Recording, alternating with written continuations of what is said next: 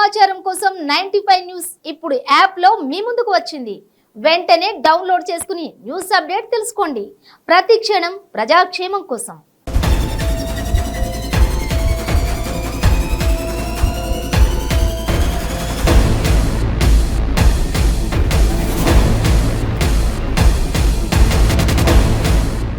Hi viewers, మీ చుట్టూ జరుగుతున్న పరిస్థితులను గమనిస్తున్నారా? అంత బాగుందా? అలా అని అప్రమత్తంగా లేకుంటే అంతే సంగతులు. గుడిలో లింగాన్ని మింగే మోసగాళ్ళు మీ చుట్టూ తిరుగుతున్నారు. ఆదమరిస్తే ఆవిలించకుండానే పేగుల్ని కత్తిరించుకునే కంత్రిగాళ్ళు ఉన్న సమాజం ఇది. అందుకే మోసగాళ్ళ నుంచి, నేరాలు నేరస్తుల నుంచి మిమ్మల్ని జాగ్రత్త పరిచే మా ప్రోగ్రాం క్రైమ్ అలర్ట్.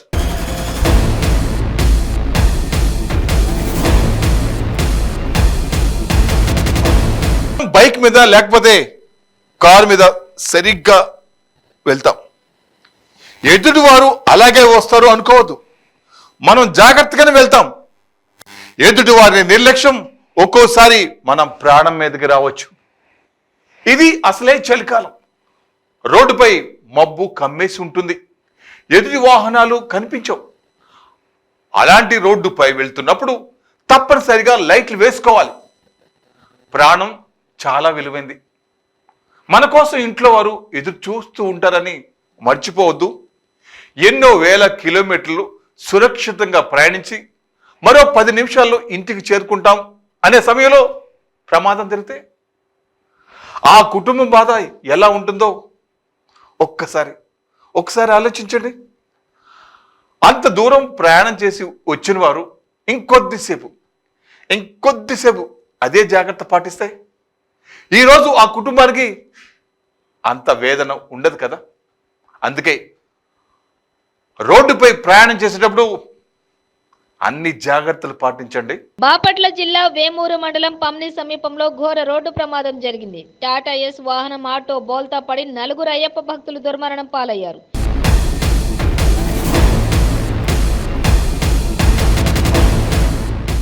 ప్రమాదంలో మరో 16 మందికి గాయాలయ్యాయి. ఒకరి పరిస్థితి విషమంగా ఉంది.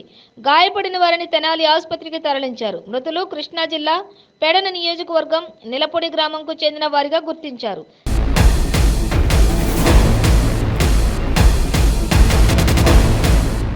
శబరిమల నుంచి ట్రైన్లలో వచ్చారు. తెనాలి స్టేషన్లో దిగి వ్యాన్లో ఇంటికి బయలుదేరగా మంచు కారణంగా ఈ ఘటన జరిగింది.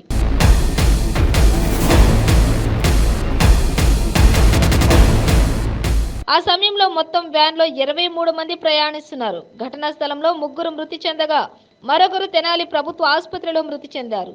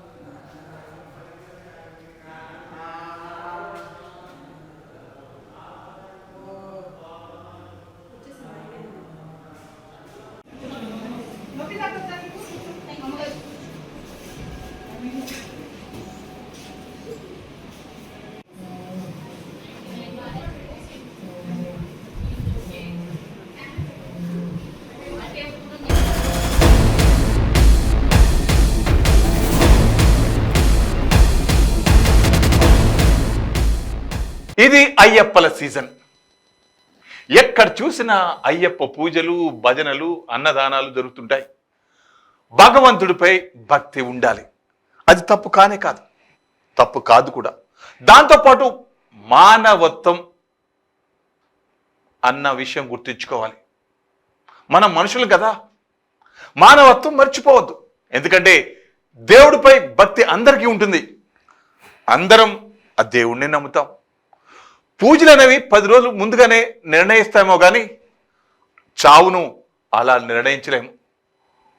ఊరిలో పూజ ఉంది, అన్నదానం ఉంది అని అకస్మాత్తుగా చనిపోయిన వ్యక్తి మృతదేహాన్ని ఊర్లోకి తీసుకురావద్దు అంటే ఎంత అమానుషం. ఎంత అవివేకం!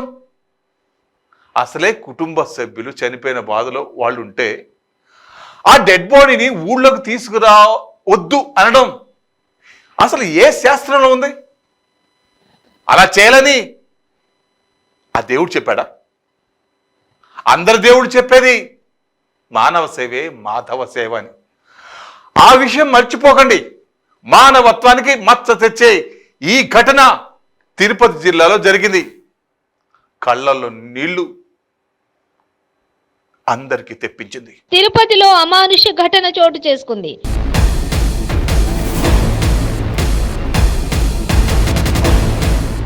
గూడూరు కొండగుంట గ్రామంలో అయ్యప్ప స్వాముల అన్నదానం జరుగుతుందన్న కారణంతో ఆసుపత్రిలో అనారోగ్యంతో ప్రాణాలు కోల్పోయిన మృతదేహాన్ని గ్రామంలోకి తీసుకురాకుండా అడ్డుకున్నారు.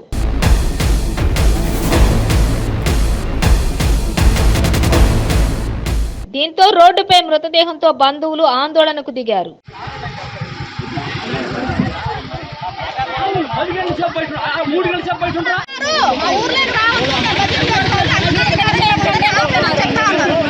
మనిషి ముఖ్యమా సాములు ముఖ్యమా?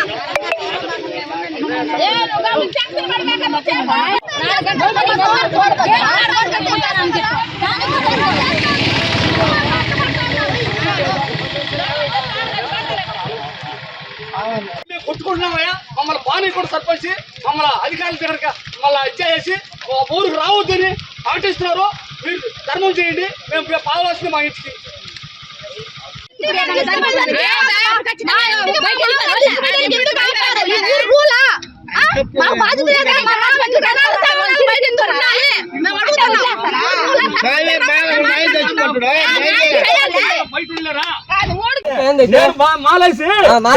బస్సు తీసుకుపోయినా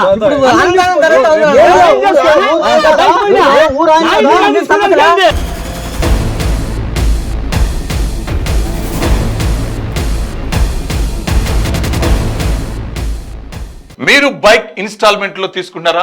అయితే ఒక్క నిమిషం ఆగండి. వాహనాన్ని వాయిదాల పద్ధతిలో తీసుకునే ముందు మీరు ఓ విషయం తెలుసుకోవాలి.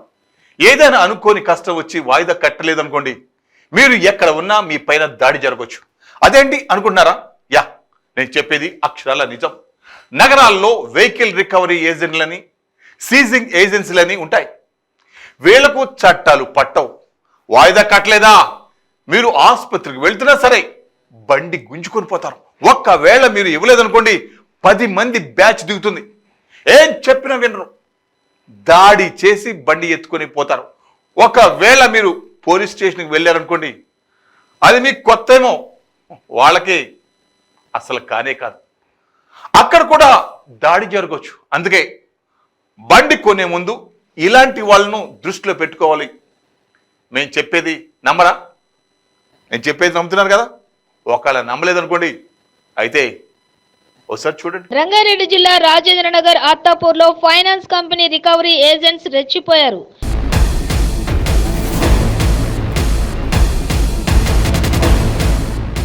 ఓ వాహనదారుడిపై కత్తితో దాడికి పాల్పడ్డారు. వారిని ప్రతిఘటించిన వాహనదారుడు తప్పించుకొని అత్తాపూర్ పోలీస్ స్టేషన్ కు పరుగులు తీశాడు.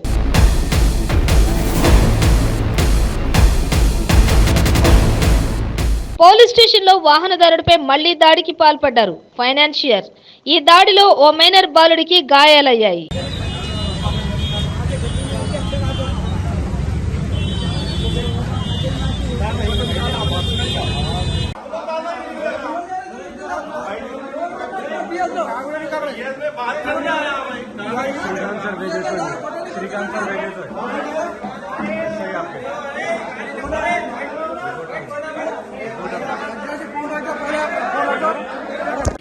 अरे भाई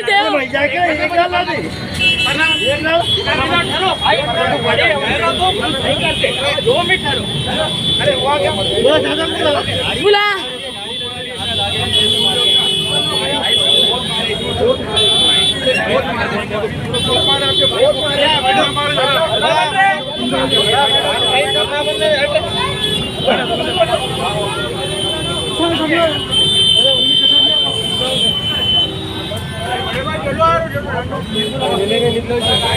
निकलो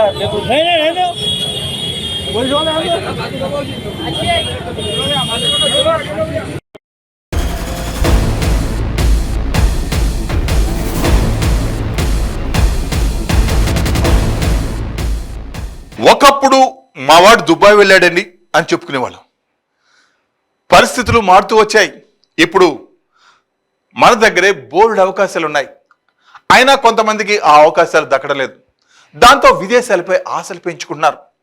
ఇక దుబాయ్, గల్ఫ్ దేశాలకు వెళ్ళాలంటే ఏజెంట్లు పెట్టుకోవాల్సిందే.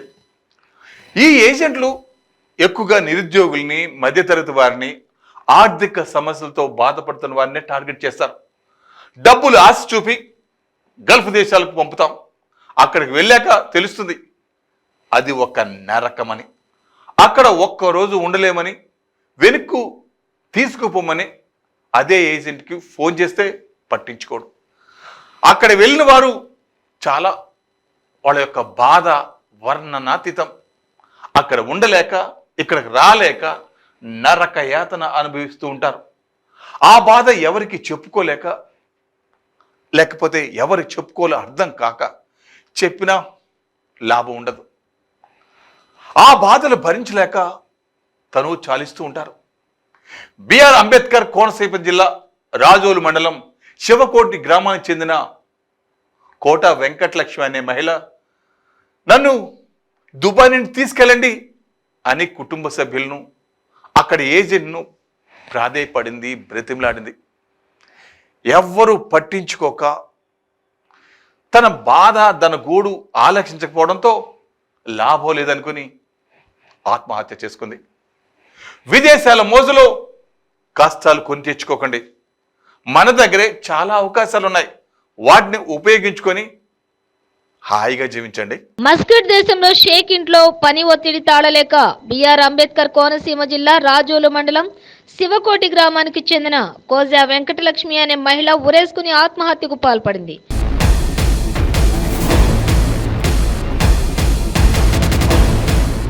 కోజా వెంకటలక్ష్మి 6 నెలల క్రితం ఉపాధి కోసం మస్కట్ వెళ్ళింది. 6 నెలల నుండి షేక్ ఇంట్లో పని ఒత్తిడి అవడంతో తాను పని చేయలేకపోతున్నాను అంటూ కుటుంబ సభ్యులకు వీడియో కాల్ చేసి ఆవేదన వ్యక్తం చేసింది.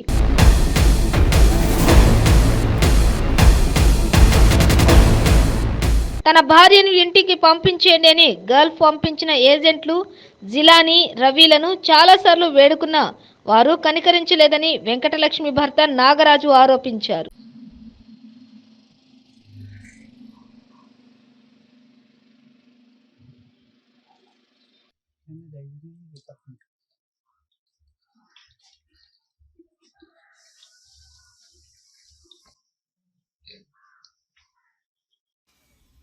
మీరు ఏం చేస్తారంటే ఆవిడకి ఆధార్ కార్డ్ ఉందా?